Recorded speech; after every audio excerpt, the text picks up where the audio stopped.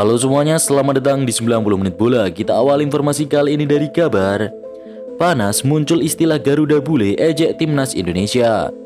Usai ramai istilah akamsi, kini pecinta sepak bola tanah air dibuat geram dengan hadirnya istilah anyar yakni Garuda Bule yang disematkan ke para pemain naturalisasi timnas Indonesia. Seorang host menyebut istilah Garuda Bule jelang laga timnas Indonesia versus Bahrain pada kualifikasi Piala Dunia 2026 zona Asia. PSSI sendiri sempat menegaskan bahwa pemain naturalisasi merupakan pemain yang memiliki darah Indonesia dan berstatus WNI. Adanya pihak yang mengotak-otakan pemain lokal dan pemain naturalisasi sempat membuat punggawa timnas Indonesia Sain Patinama menahan amarah. Sain Patinama sempat kecewa dengan adanya pihak yang membeda-bedakan pemain lokal dan keturunan yang dinaturalisasi. Prediksi line up dan skor Bahrain versus Indonesia.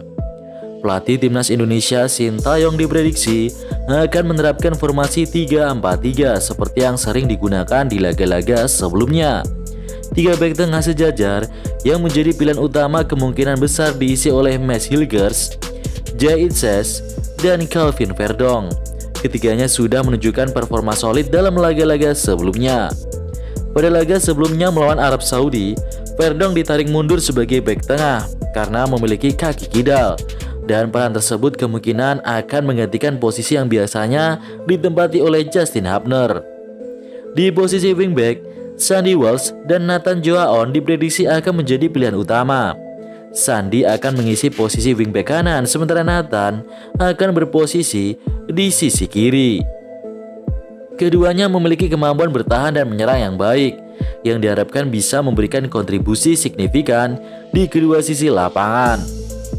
Di lini tengah, duet gelandang sentral kemungkinan besar diisi oleh Tom Haye dan Jordi Amat.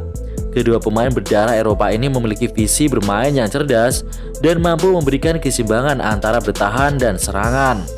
Kehadiran mereka diharapkan bisa menjadi motor utama dalam mengatur ritme permainan timnas Indonesia.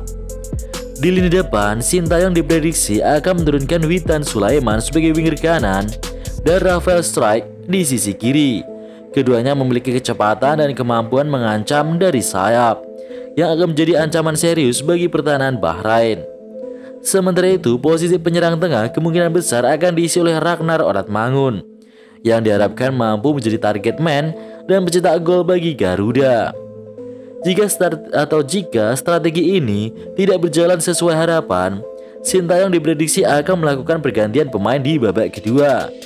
Eliano Reinders bisa menjadi opsi yang masuk akal untuk menggantikan salah satu winger baik Witan Sulaiman atau Rafael Strijk untuk memberikan tenaga baru di lini serang timnas Indonesia.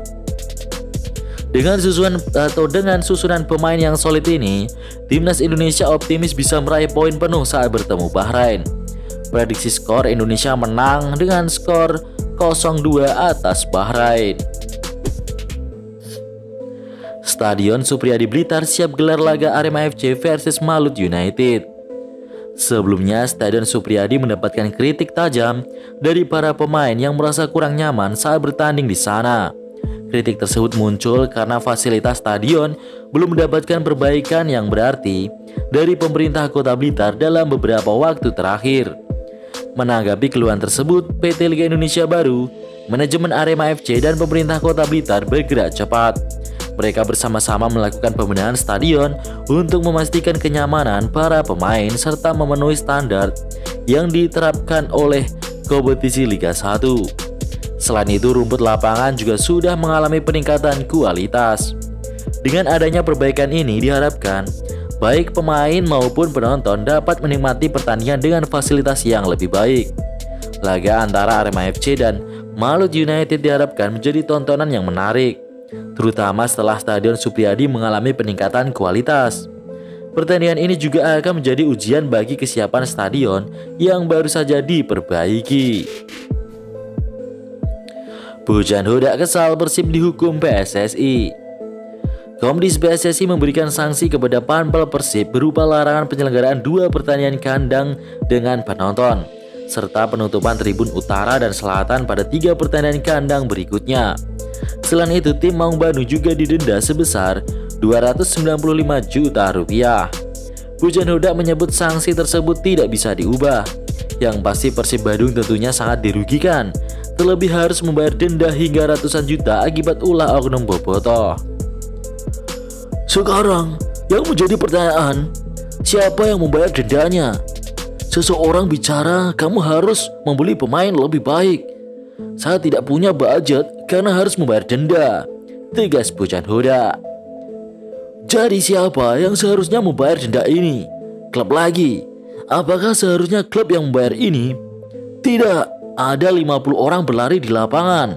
Apakah mereka membayar dendanya? Tanya Pujan Hodak.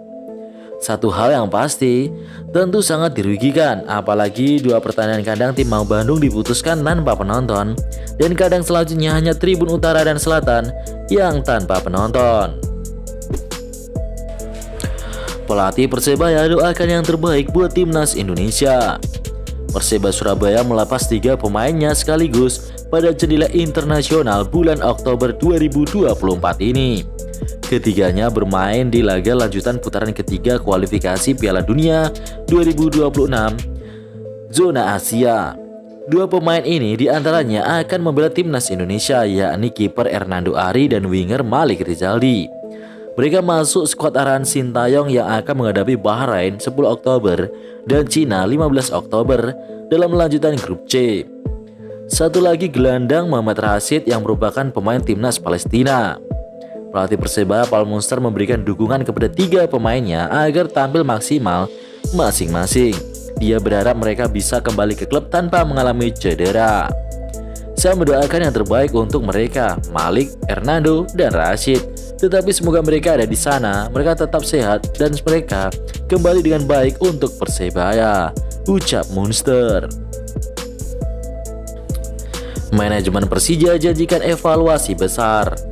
Persija saat ini berada di posisi 8 klasemen sementara hingga pekan ke-7.